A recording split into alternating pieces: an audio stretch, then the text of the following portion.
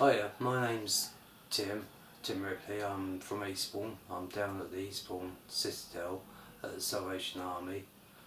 I've come to talk about being on the streets. My problem was as a child I was abused, and I started drinking at the early age of 15, and it's always been a problem to my life, and it became so bad.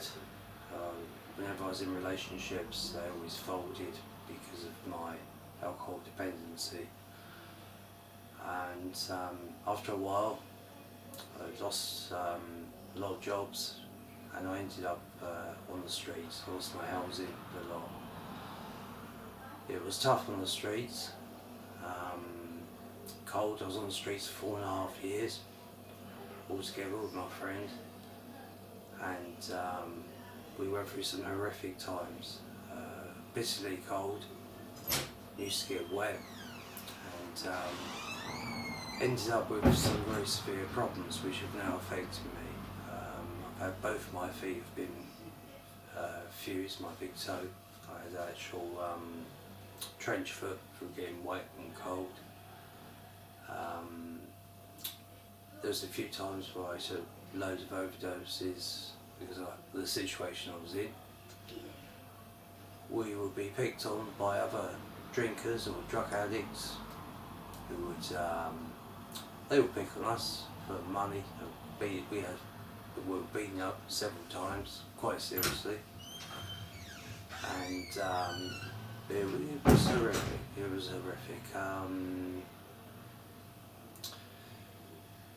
Yeah, it's we used to come to the Salvation Army, but when we were homeless, we didn't have a day centre, which we now have, and we used to come down here and get our rolls. That's basically all we had to eat. They still do an evening meal at Salvation Army, but at that time, my friend Shane and I were too scared to come down there because we would be picked on and they'd be after our money or whatever we had. While I was on the streets, I did dabble with all sorts of drugs which were easily available on the streets. You could get what you want, which you still can now. So I did experiment with hard drugs, and as I say, I ended up in the hospital quite a few times through my drink dependency. On one occasion, I nearly lost my life. I had been drinking quite heavily, and I burst the lining of my stomach open, which obviously I was bringing up loads and loads of blood. Luckily, I came to see Paulie, who's in charge of the day centre of the Salvation Army, and she went with me to the hospital and stayed with me till the early hours of the morning on this day. Yeah, they're in the drawer there behind you. And as I say, I had to have blood transfusion. All sorts of needles were coming in there and everywhere. They had to laser my stomach back together. That was one of the many things I've been through for alcohol and drugs. And obviously the depression that comes with it. Every day is so hard. You have to drink to, well, I found I had to drink to actually survive on the streets. I personally never slept on the streets as sleep. You can't sleep, you have one eye open all the time because you're not sure what's going to happen. So what I did, I'd try and sleep in the daytime, just for an hour or so. So over 4.5 years, wasn't much sleep at all. Another quite an interesting thing, and you just don't realise how days flash by, and I didn't know what was going on actually around the world or the town. I didn't read a book or a newspaper for 4.5 years. And eventually, after these horrific years, I turned to Pauline at the Salvation Army. It was been an absolute godsend, literally. And she helped me get back on track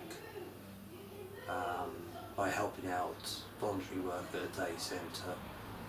And I am a Christian, so obviously the Salvation Army is more helpful, and it's helped me get my faith back as well. I did still pray to God, but while I was on the street, and it obviously worked, because I mean, in theory, I shouldn't really be alive. I mean, it does sound dramatic, but it's the truth. What I've been through is pretty horrific. And anyway, Pauline got me back. You know, she'd look after my money and my credit card, and so I didn't just go and spend it all on drink, which I'd normally do. I'd spend it going a day, 2 days, it'd be on drink and drugs. And she gave me voluntary work here, and most importantly of all, while I was in hospital, I came out and she put me in a guest house until she worked with the housing, Eastbourne Housing, and she eventually got me a flat, which I'm still now in, and that's about 6 years on.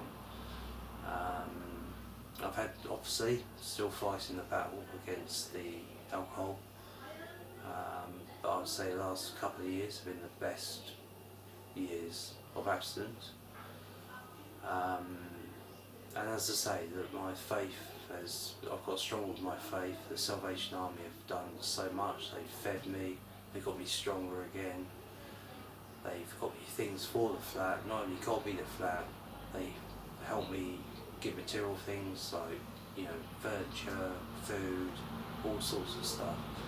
And it's given me a completely new direction. And even if I have relapses there now, Pauline's still there for guidance and help. And even now, you know, I had a serious relapse this last Christmas gone. My best friend who was on the streets with me for those 4.5 years, he died. And that was because of the homelessness situation that we were both in. He didn't make it, that's how serious this is. He was having alcoholic fits, and he had one too many. And last year I ended up going to my best friend's funeral, and that's through alcohol and being homelessness. Yeah, it's a very sad event. So now I take things day by day. I've got a brilliant doctor, which is the most important thing to me. And I work with Action for Change to help alcoholics as well. And I'm now going for CB, cognitive therapy behaviour. I'm waiting for that to come up. So I'm trying to sort all these different help, you know, situations, all these people that help me, I'm taking on board and trying to sort myself out as best I can. I do a little gardening job now once a week. I've done gardening for Pauline, and it's been wonderful. Hopefully it's got me back on track. I've got a long way to go. As I say, I've got the abuse problems, which are still sort of in my mind, but I've learned to deal with those better. I've forgiven my dad, who's the one that did my stepdad and abused me. I've forgiven him, and now it's just coming to terms with that situation, which I think I'm doing pretty well. So, and it's day by day. I could never sit here and say I won't drink again, because I've done that, and it still catches me out. So, but each time I drink now, it's life or death situation, because if I split my stomach line open again, they won't be able to do the same process again. They've told me that. So